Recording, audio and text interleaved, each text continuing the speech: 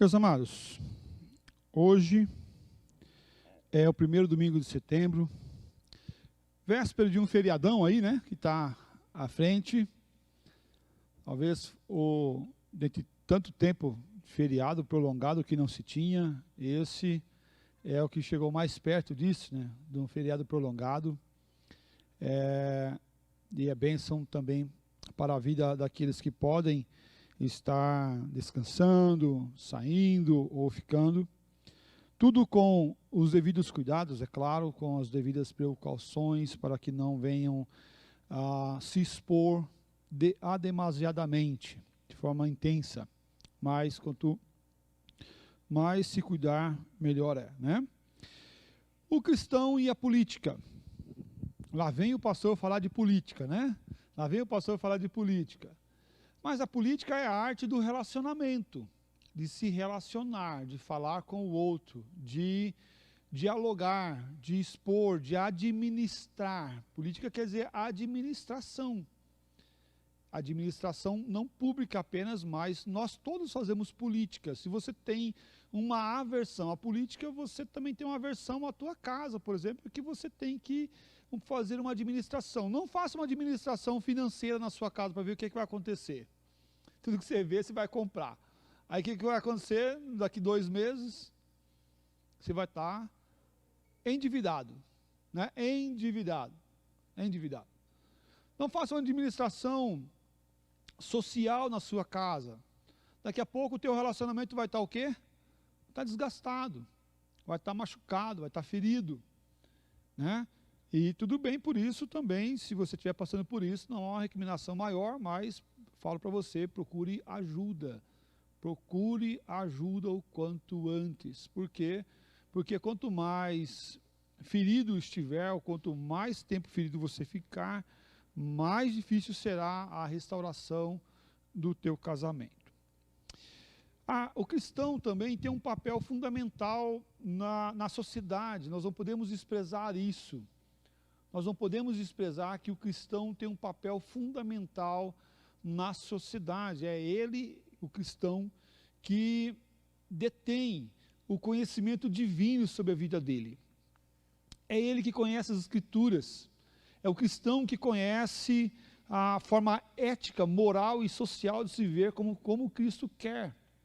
Aquele que não é cristão não conhece isso, não sabe disso. Ele não conhece, ele não sabe. Ele não conhece o que as Escrituras diz. Nós não podemos cobrar deles aquilo que eles não conhecem e não sabem. Então, por isso, nós como cristãos temos a autoridade de pregarmos e apregoarmos o ano aceitável do Senhor Jesus Cristo e o que Ele detém, Ele requer para as nossas vidas. Dito isso, eu gostaria que você abrisse a palavra do Senhor Deus, a sua Bíblia, a palavra do Senhor, nosso Deus, no texto de 1 Coríntios, capítulo 2, versículo 1 e 2. Desculpa, Timóteo, 1 Timóteo, hoje o Tico Teco, mas capítulo 2, versículo de 1 a 6. Isso, obrigado, mano. Fala assim: antes de tudo, pois, exorto que se use a prática de súplicas, orações, intercessões, ações de graças em favor de todos os homens, em favor dos reis e todos os que se acham investidos de o quê? Autoridade, para que vivamos uma vida tranquila e mansa, com toda piedade e respeito. Para que vivamos uma vida tranquila e mansa, com toda piedade e respeito. Vamos orar. Ó Deus, pedimos que o Senhor traga à luz a Tua palavra aos nossos corações, e que o Senhor, ó Pai, nos ajude a viver conforme o Senhor deseja nesse mundo, ó Pai, que tem vivido na corrupção, vivido no mal, vivido, ó Pai, nos interesses próprios e afastado da vontade do Senhor. Tem misericórdia, Pai, da Tua igreja, do Teu povo, que possamos nós, ó Pai, sermos instrumentos nas Suas mãos. Em nome do Senhor Jesus que nós oramos e agradecemos. Amém, ó Pai. Vou pedir que a nossa mídia coloque para nós o texto que nós lemos, mas na versão NVI. Dá? Ah, tá, ok. Não está puxado, não está aí? Não está fácil? Acho que tem um jeito de mudar a versão aí, Letícia. Se tem. Não tem? Teve uma vez que o irmão mudou. Calma aí. Vê lá, se é fácil. Isto! Ah, que chique! Versículo 2, por favor. Está exigente hoje esse homem, hein? Está louco. Olha só. Percebe? E o que eu quero chamar a tua atenção é para no final do versículo 2. Ele fala assim na versão RA. Para que vivamos uma vida tranquila e mansa, com toda piedade e respeito. O que dá já a entender para nós, que a gente deve orar pelos políticos, para que a gente tenha uma vida tranquila e mansa. O que é uma vida tranquila e mansa para você? O que você pensa numa vida tranquila e mansa? Talvez aquela rede, né? Na beira do rio, né? Uma água de coco, né? Um espetinho do lado, e de preferência alguém para ficar te balando, né? Balando e abanando você com aquele, né? Aquele abanador ali. Uma vida tranquila e mansa. Mas, se nós prestarmos atenção no que o texto diz, não é isso que ele está falando. Veja só. Pelos reis e por todos que exercem autoridade, para que tenhamos uma vida tranquila e pacificada. Pacífica. O que é uma vida pacífica? É sem luta, é sem batalha. Mas qual é esse tipo de batalha? Não externa, mas interna. É que você está em paz. É que você está em paz porque você cumpriu o que você deveria fazer. Em paz porque você fez tudo o que você poderia fazer, com toda piedade e dignidade. Percebe que ele vai tratar esse aspecto da vida tranquila e mansa com um outro adjetivo, com a piedade e a dignidade. Por quê? Porque você agiu assim, e você teve uma ação respeitosa, não perversa, mas você cumpriu com tudo aquilo, e você está em paz consigo mesmo, e em paz com Deus, porque você cumpriu a tua ordem e a tua ordenança. Obrigado, Letícia. Meus queridos, essa semana agora se inicia a Semana da Pátria.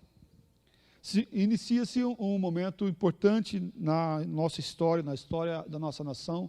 Eu não estou falando porque vai ter os protestos do dia 7 de setembro, o dia 12 de setembro, ou nada disso. Eu estou falando porque essa é uma data importante para aqueles que são cristãos e servos do Senhor Jesus Cristo, que vivem a graça do Senhor e o amor de Deus.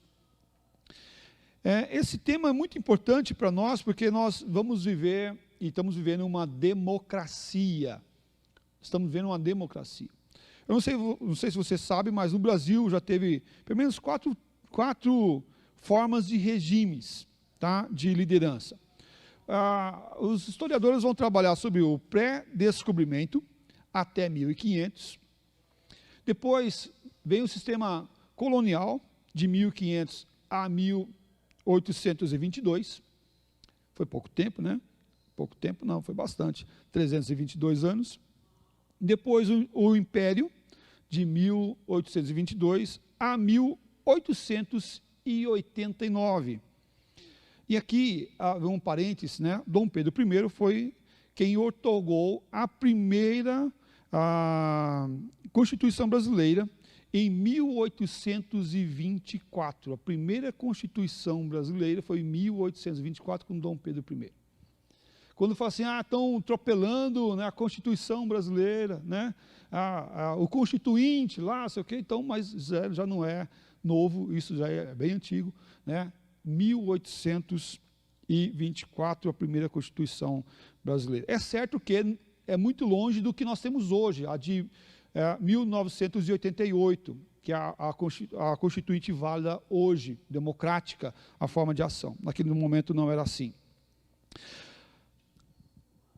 A quarta, a forma república, desde 1889 até os dias atuais. Dentro dessas repúblicas, eu quero destacar aqui a República da Espada, de 1889 a 1894, ou seja, quantos anos? Quantos anos? 5 aninhos. Pouco tempo, né? Pouco tempo. República Velha, de 1894 a 1930, já foi um pouquinho mais, 36 anos. Já um pouquinho mais. Aqui foi promulgada a segunda Constituição brasileira, nesse período. A Era Vargas, talvez alguns aqui viveram a Era Vargas, né? Talvez alguns, né? De 1930 a 1946, a Era Vargas. Talvez, né? Eu não estava aqui, estava bem longe para nascer ainda, né? Eu estava bem longe para nascer, mas alguns lembram, com certeza alguns lembram. Não vou pedir para que esses se identifiquem, tá bom? Fique tranquilo por isso, não vou pedir que vocês se identifiquem. O período democrático, de 1946 a 1964, depois vem o quê? Vem o quê? Vem a ditadura militar, militarismo.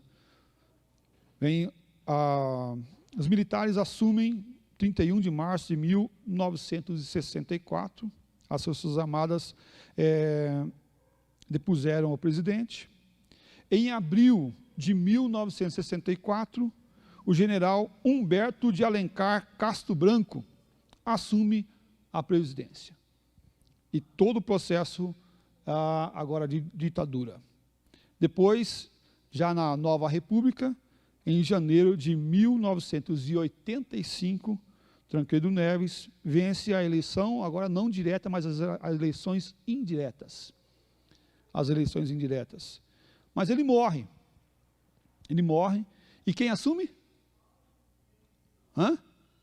Sarney. Dito Sarney. Ele assume a presidência, não com as diretas já, como o povo elegendo, mas os representantes do povo elegendo o presidente. E aí, em 1988, é estabelecido a Constituição brasileira, com os valores mais democráticos para a nossa vida. Por que isso é importante para a gente? Por que isso é importante para você e para mim? Se seja no período democrático, ou na monarquia, ou em qualquer outra estabelecido, ou qualquer outra forma estabelecida de governo, nós vamos ter uma ação cristã para as nossas vidas, e para nós agirmos como cristão. O cristão, ele não é apenas cristão no período ou na monarquia, ele vai ser cristão também na ditadura, ele vai ser cristão também na democracia, ele vai ser cristão em todos os períodos, e em toda a época nós vamos ter cristãos que foram fundamentais para o estabelecimento da ordem, da decência, da ética e da moral cristã para nossas vidas.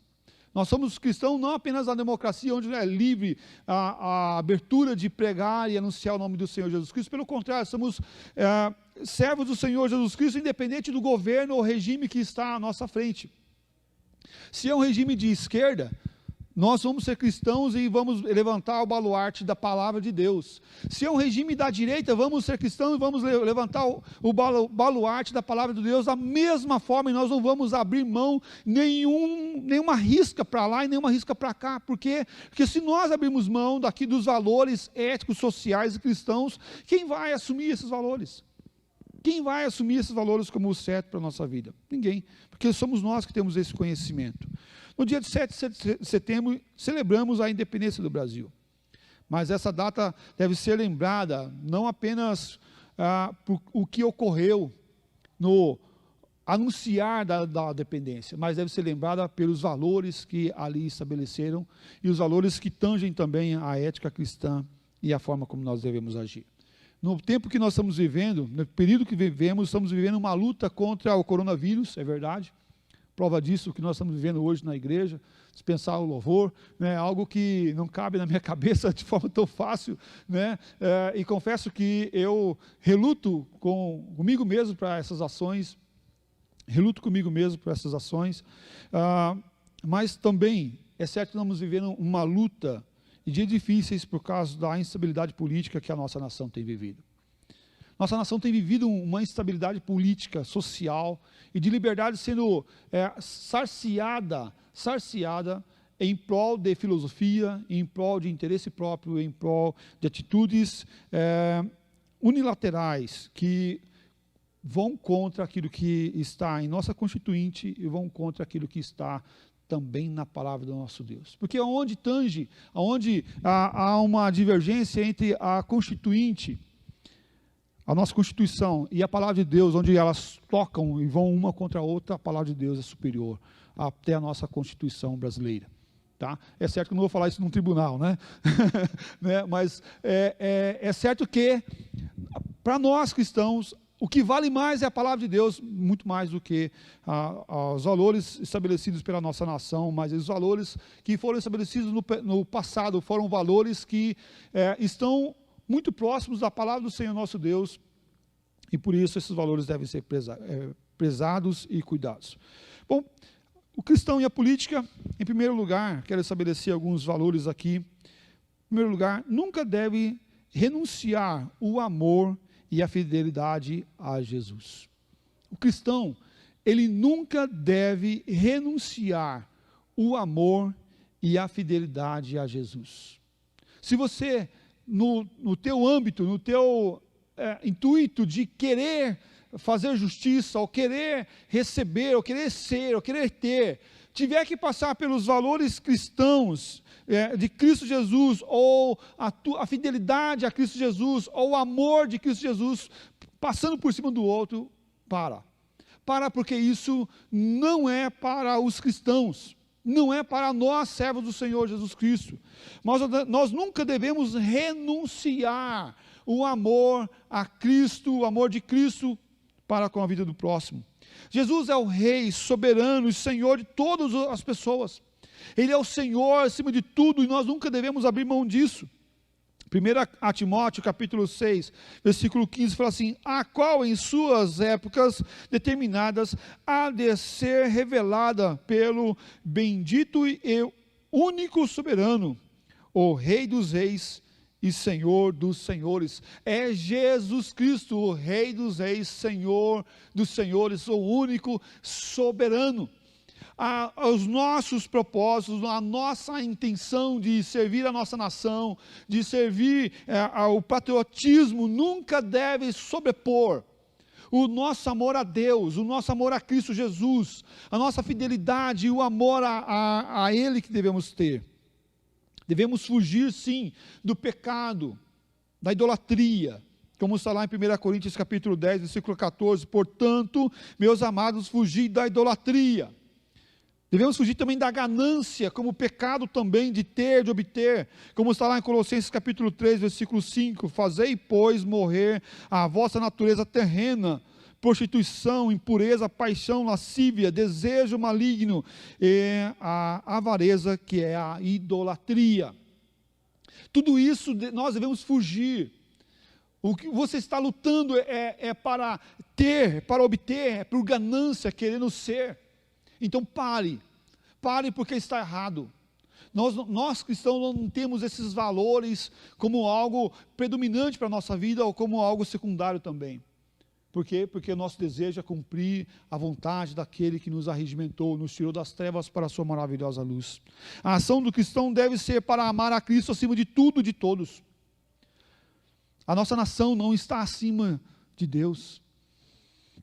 Eu me preocupo, meus irmãos, porque eu tenho visto nesse tempo líderes religiosos, políticos, pastores, presbíteros, diáconos, falando mais em política do que em Deus, falando mais daqueles que lideram e que tomam ação de liderança da nossa nação do que Deus, pregando mais à esquerda ou à direita do que pregando mais sobre Deus e Cristo Jesus que morreu na cruz para salvar o pecador.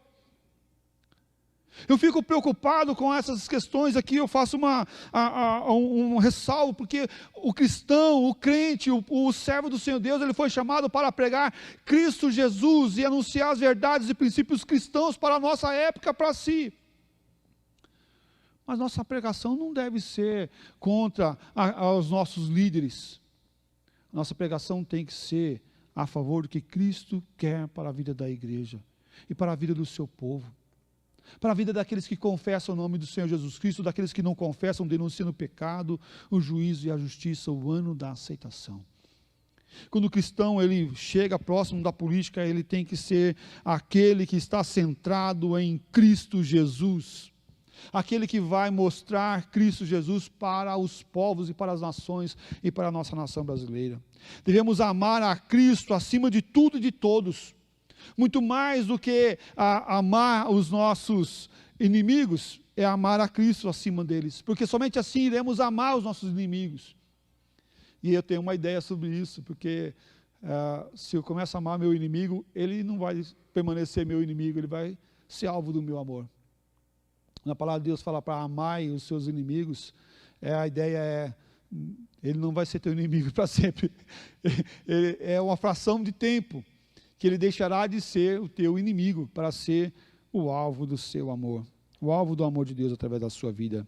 Lucas capítulo 14, versículo 26, fala assim: se alguém vem a mim e não aborrecer o seu pai, a sua mãe, e mulher, e filhos, e irmãos e irmãs, e ainda a sua própria vida, não pode ser meu discípulo. O que está acima de Cristo? O que está acima de Cristo na sua vida? A tua nação? Tem gente que está disposto a morrer por causa do Bolsonaro. Meu Deus, por favor, né? Tem gente que está disposto a morrer por causa do Lula. Por favor, gente. Não. Não, companheiro. Né? Parafraseando aqui, né? Não, companheiro, não é assim que vive. Você tem que estar disposto a morrer por Cristo. E não matar por Cristo. A ação do cristão é de viver o amor a Cristo acima do pai, da mãe, da esposa, do filho, do marido, de tudo, da nossa nação, da esquerda, da direita, do centrão, do que for. Amar a Cristo e seguir a Cristo fielmente. Fielmente, meus irmãos. Nós não podemos abrir mão disso. Como vamos fazer isso? Está lá em Marcos capítulo 12, versículo 30. Amarás, pois, o Senhor teu Deus de todo o teu coração, de toda a tua alma, de todo o teu entendimento e de toda a tua força. Percebe que ele vai dizer a forma que eu devo seguir a Jesus Cristo. Amar, pois, a Deus de todo o teu coração, de toda a tua alma, de todo o teu entendimento, de toda a tua força. É assim que nós devemos ser. Quando nós estabelecemos esses princípios na nossa vida, nós vamos ser um bom cidadão, nós vamos ser um bom político, nós vamos ser um bom servo do Senhor Jesus Cristo, independente do lugar que eu esteja. Mas pastor, você falou agora que você é um bom político, e existe político bom? Existe político bom, e deve existir político bom. Eu não sou avesso ao cristão ser político. Eu sou avesso a ele agir com politicagem, que é diferente. O cristão, sim, ele tem que estar em todas as esferas da sociedade. Ele tem que ser empregado, ele tem que ser chefe, ele tem que ser do terceiro setor, setor social, ele tem que ser do setor empresarial, ele tem que ser em todas as esferas, inclusive da política. Porque são eles que fazem a lei, gente. São eles que fazem a lei, mas não em nome de Deus, ou ir lá e apenas em nome de Deus, ou usar Deus para chegar ao poder. Porque muitas vezes é isso que nós temos visto e vivido nesse tempo, as pessoas em nome de Deus, criando fatores e levantando classes para que esses levem a esses na liderança ou ganhem a eleição, em nome de, mas chegam lá, não proferem o nome do Senhor Jesus Cristo. Fazem acumulados, não amando ao Senhor Deus de todo o coração, não vivendo a palavra de Deus, não colocando a sua alma no Senhor Deus, mas vivendo pelos seus próprios entendimentos e forças e ações. E aí Deus entrega esses homens às suas paixões e concupiscências, assim diz a palavra do Senhor nosso Deus.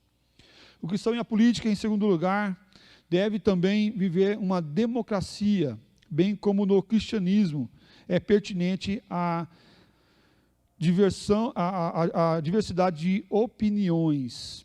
O cristão na política tem que estar consciente que existe democracia. E democracia, no nosso país, quer dizer que eu tenho que viver com o contraditório. Eu tenho que viver com o contraditório. O que é isso? Viver com o contraditório. O irmão pode ter um pensamento diferente do meu. E eu tenho que conviver com ele. Atacar as ideias e não as pessoas. Acontece que no nosso país nós temos visto e vivido um ataque às pessoas e não às ideias. Nós temos vivido um tempo que você falar e pensar tem sido crime. E é fato isso quando esse crime leva, ou quando essa ação leva a levar a pessoa a atacar não a ideia, mas a pessoa.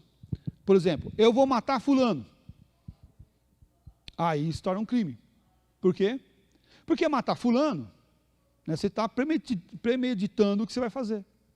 Não é a ideia, é a pessoa.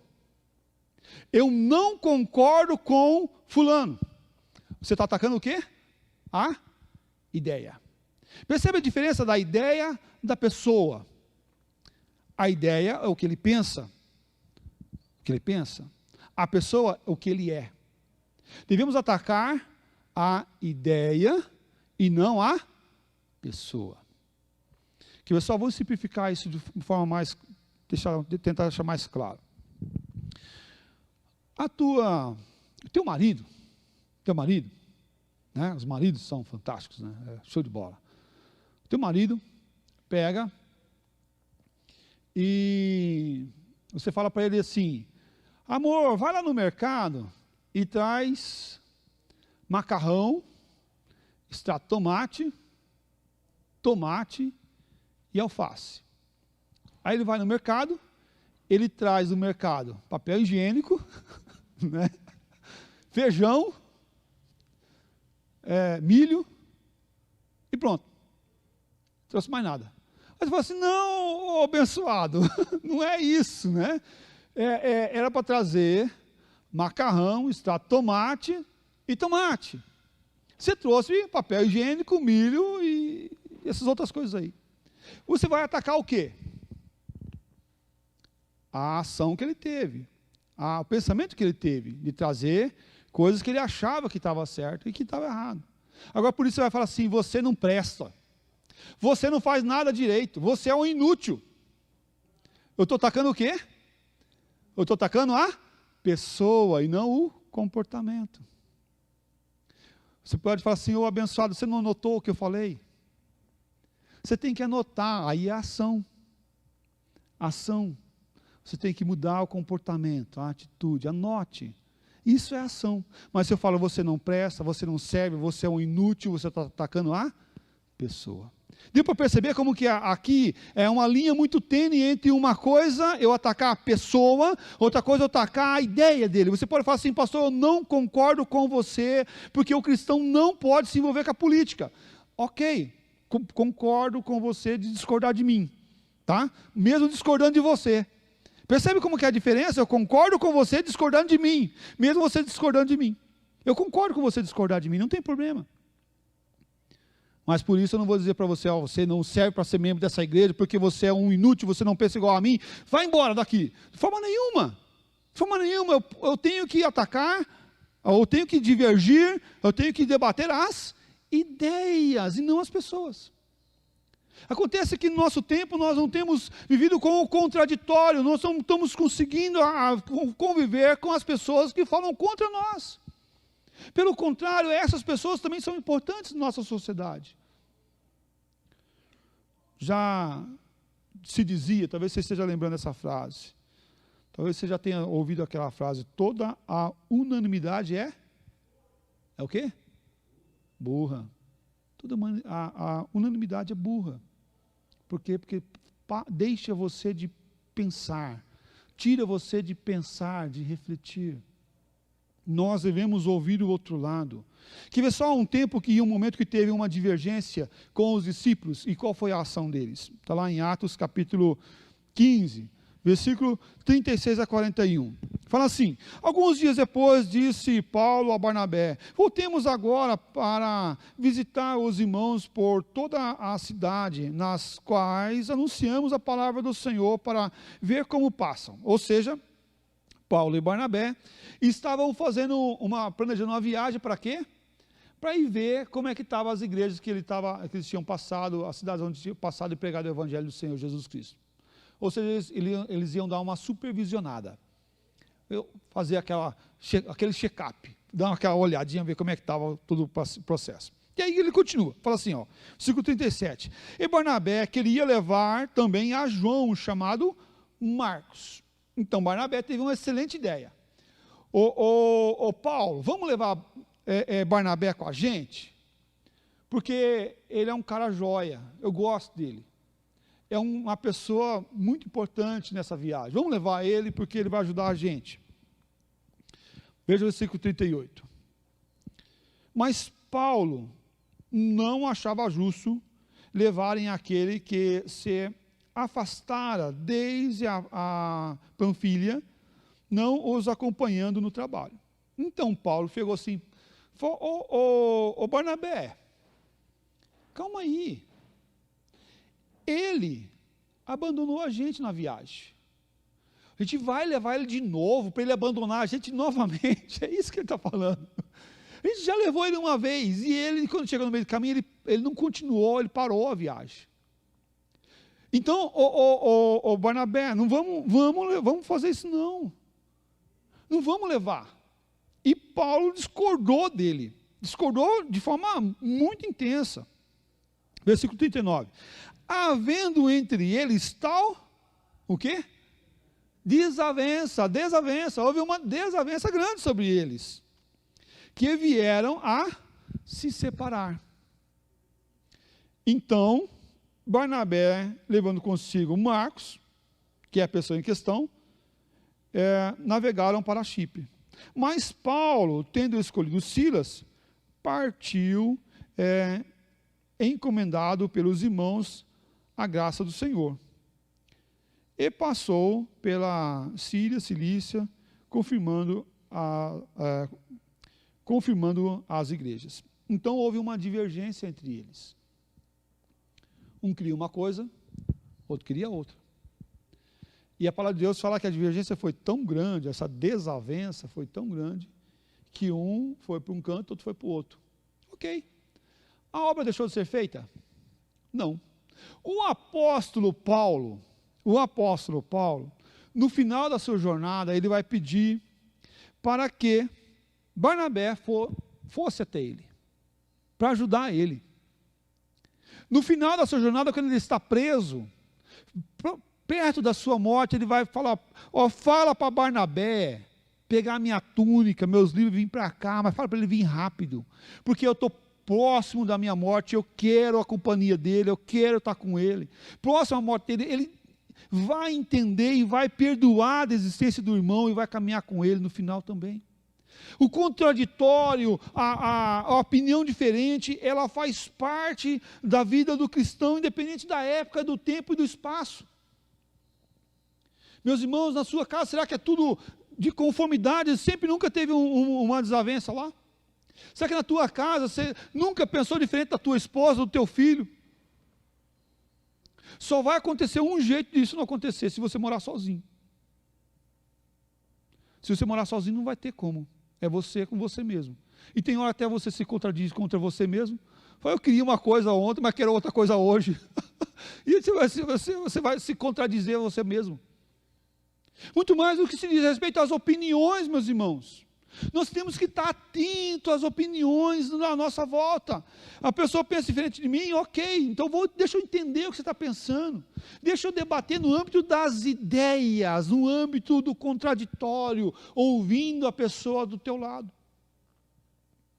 Talvez você possa estar sentado aí concordando com tudo. Talvez você possa falar: não estou concordando com nada com isso que esse pastor está falando aí.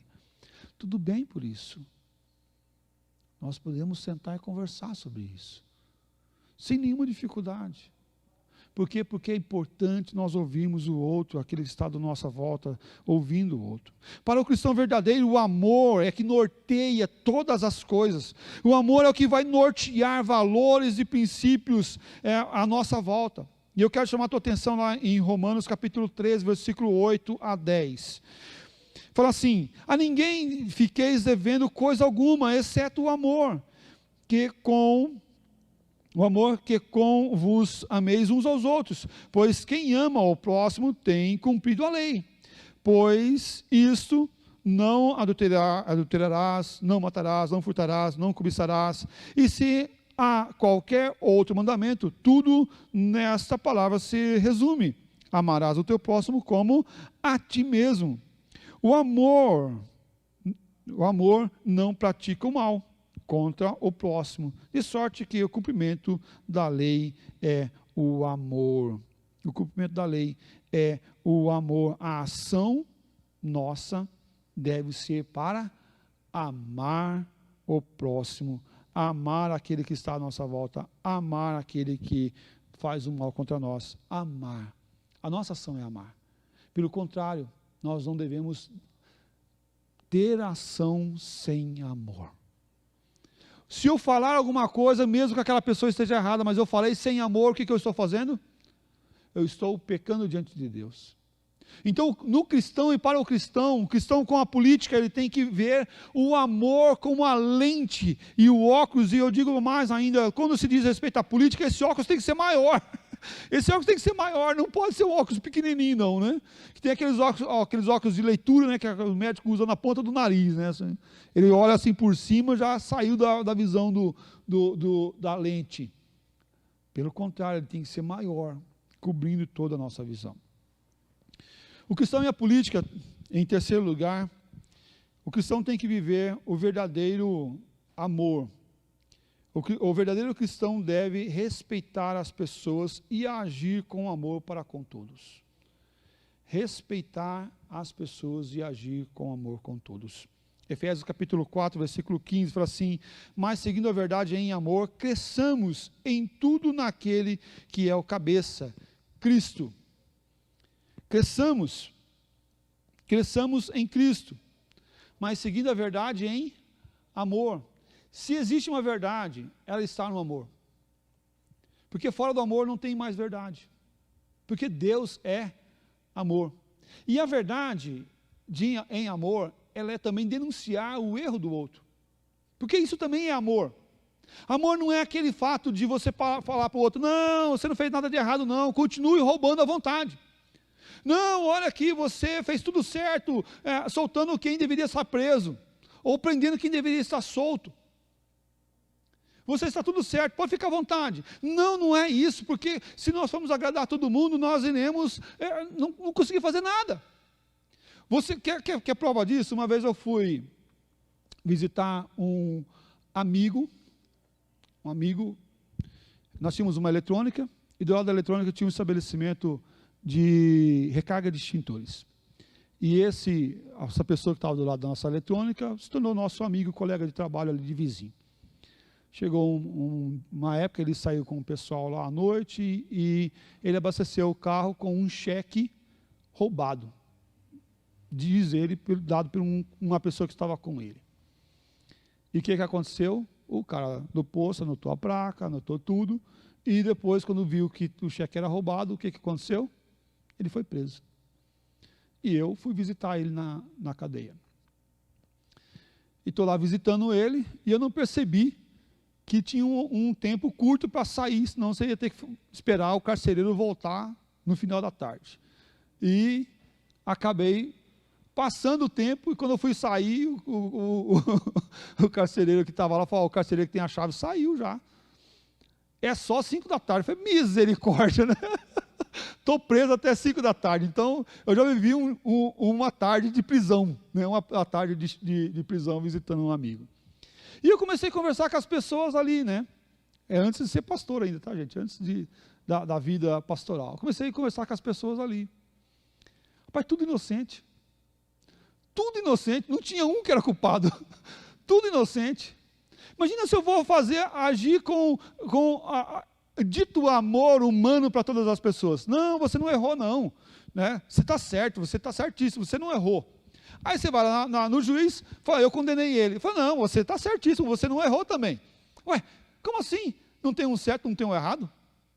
Tem um certo e tem um errado. Sempre vai ter. Juízes erram, mas as pessoas também erram. O ser humano erra, porque ele é pecador, porque ele é falho, porque eu sou pecador, você é pecador, todos aqueles que estavam presos eram pecadores. E vão falhar em certo momento, e por isso existe a lei para colocar ordem nas coisas. Existe a lei para estabelecer a ordem e a ação, e por isso que na nossa bandeira está ordem e progresso, ordem e progresso. Tem que ter uma ordem, tem que ter uma ordenância, para que haja um progresso, um desenvolvimento. O verdadeiro cristão deve olhar com respeito às pessoas, e agir com amor para com todos, e não amar apenas quem eu quero que seja bem, mas amar todas as pessoas.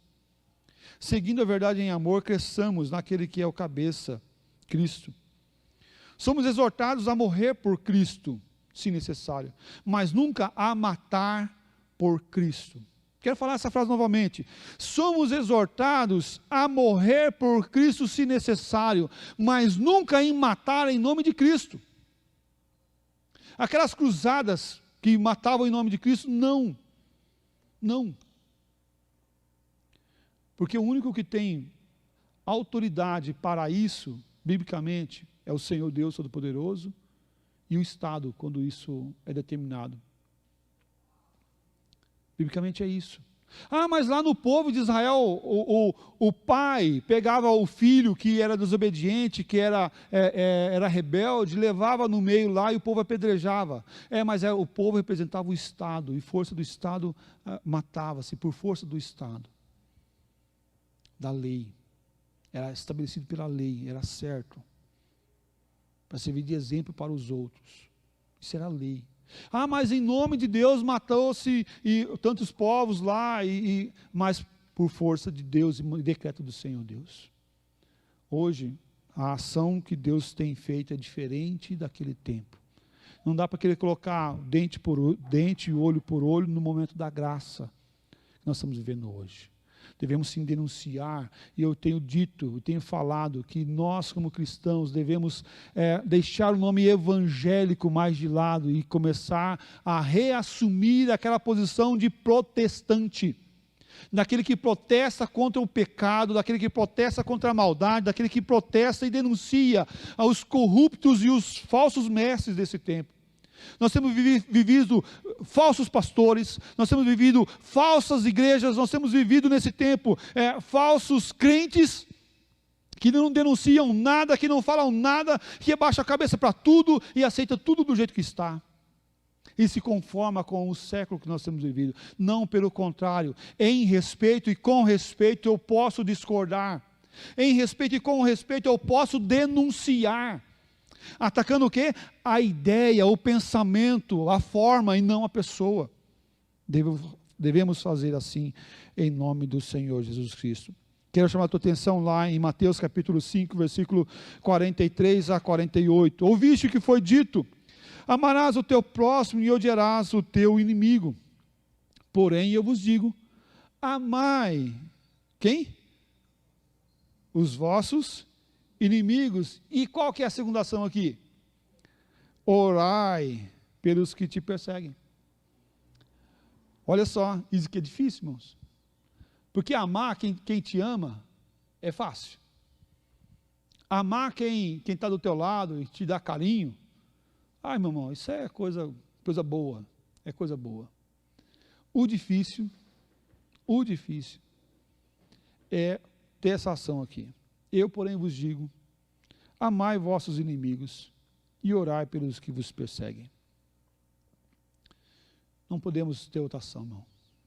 Devemos amar e orar, para que vos torneis filhos do vosso Pai Celeste, porque Ele faz nascer o seu sol sobre maus e bons, e vira chuva sobre justos e injustos. Isso chama-se graça comum. Chove na roça do crente, mas chove na roça do não crente. O sol nasce para o crente, mas nasce também para o não crente. Tem emprego para o crente, mas tem emprego também para o não crente. Isso chama-se graça comum. O crente tem saúde, mas o não crente também tem. Ok? Porque se amardes os que vos amam, que recompensa tendes? Não fazem os publicanos também o mesmo? E se saudardes somente os vossos irmãos, que fazes demais? Não fazem os gentios também o mesmo? Portanto, sede vós perfeitos, como o perfeito é o vosso Pai Celeste. Estava conversando com o pastor esses dias, ele falou assim, se fulano me der a mão, eu não dou a mão para ele. Eu falei, irmão, está ruim. Então está ruim. Se fulano estiver na mesma quadra do que eu mudo de quadra, eu mudo de calçada. Se fulano vir me cumprimentar, eu saio de reto. Não cumprimento. Está ruim então. Por quê? Porque não é isso que Deus mandou. Se ele mudar, o que eu faço? De calçada. Eu mudo também. Mudo também. Por quê? Porque é a vontade de Deus que eu me encontre com ela e cumprimente ela. Que demonstre amor para com ela. Mesmo ela não querendo o meu amor.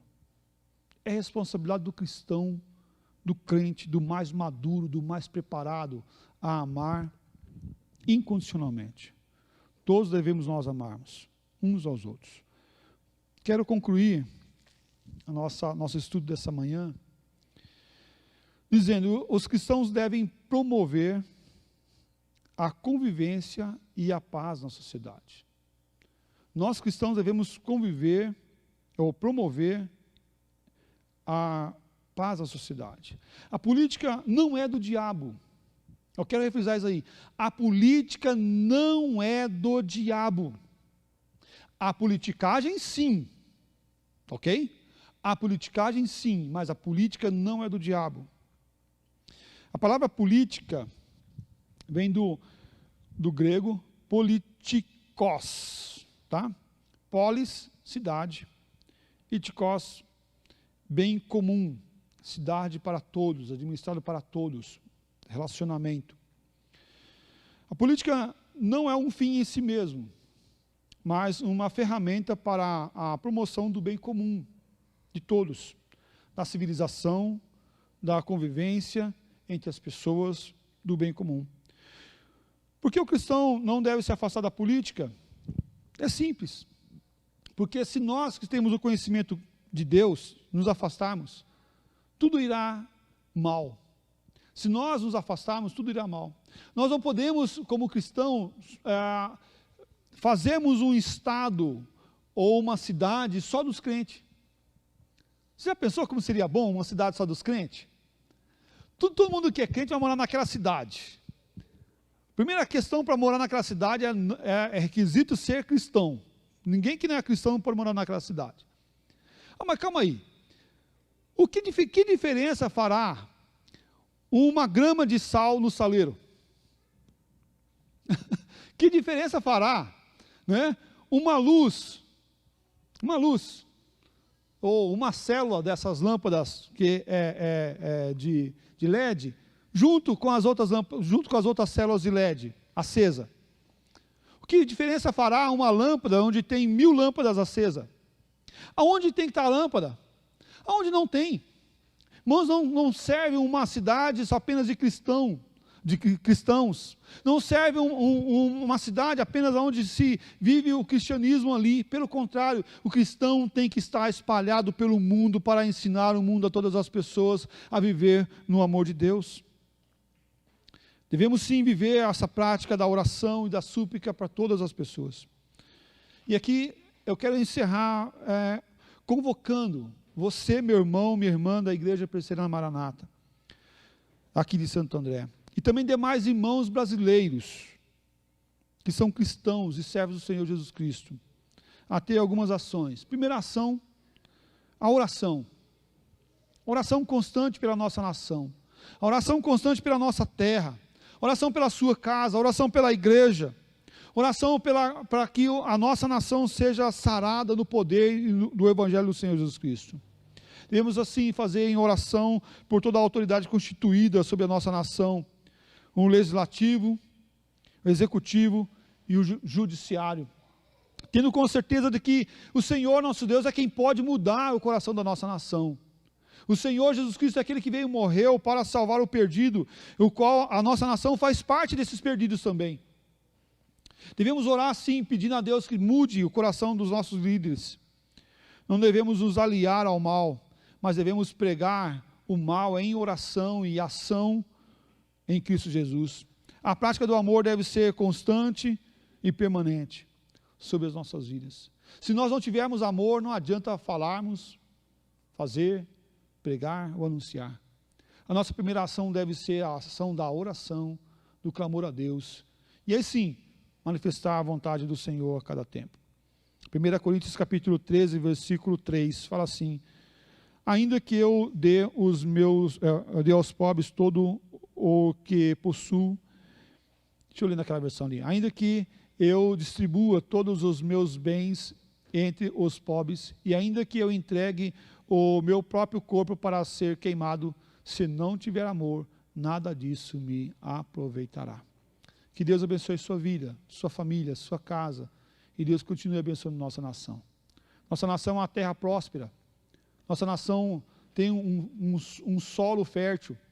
Nossa nação tem um povo trabalhador, um povo dedicado, um povo criativo. Nossa nação tem um clima abençoado por Deus. Prova disso é o agro, né, que sustentou o nosso país nesses quase 2 anos de isolamento e de comércio fechado. Nosso PIB, nesse tempo, foi derivado por causa do agronegócio que sustentou a nossa nação nesse tempo. Mas sem o poder de Deus e sem a ação de Cristo Jesus em nossa vida para mudar os conceitos, não teremos proveito nenhum. Eu convoco você, meu irmão, à oração, a clamarmos a Deus para abençoar nossa terra e mudar o coração da nossa nação. Nesse 7 de setembro seja marcado pela oração daqueles que clamam ao Senhor nosso Deus, daqueles que lutam de joelho, vivendo a graça, o amor do Senhor Jesus Cristo em nossas vidas e corações. Convido você a baixar sua cabeça e nós vamos orar em nome de Jesus. Ó Pai, mais uma vez nessa manhã nós queremos interceder pela nossa nação. Intercedemos, ó Deus, pela política, pelos políticos, pelos cristãos, por cada cidadão brasileiro, por cada cristão. Intercedemos, ó Deus, para que a graça do Senhor venha superabundar em nossa nação, ó Deus. Nós temos vivido dias maus, dias difíceis, dias que, por causa que a pessoa é cristã, confessa a Cristo, não se dá andamento ao processo, à forma, à ação.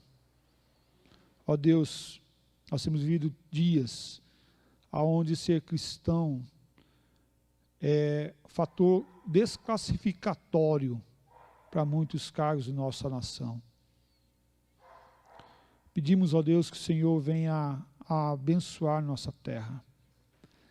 Que nós, como cristãos, venhamos fazer diferença, falar verdades claras, falar verdades absolutas, sem medo, sem covardia, mas com coragem e determinação, em amor, Pai. Tira de nós, ó Pai, qualquer radicalismo, tira de nós o respeito à pessoa, aos nossos líderes, ao poder judiciário, legislativo e executivo. Tira, ó Pai, de nós, ó Deus, a rebeldia contra o Senhor principalmente, mas que nós possamos, ó Pai, como cristãos e servos do Senhor Jesus Cristo, dobrarmos os nossos corações diante do Senhor, ou em obediência à Tua palavra, ao Teu querer, cumprir o propósito das nossas vidas, que é servir o Senhor tempo e fora de tempo. Muito obrigado, Pai. E em nome do Senhor Jesus Cristo que nós oramos e agradecemos. E agora, irmãos e irmãs, que maravilhosa graça, eterno Deus e Pai, o autor e consumador da fé, O amor de Deus que nos levanta e que nos fortalece e nos habilita a sermos cristãos que vivem nessa sociedade má. O poder do doce Santo Espírito esteja com todos vós e com todos vós permaneçam hoje e para todos sempre. Amém, ó Pai. Amém.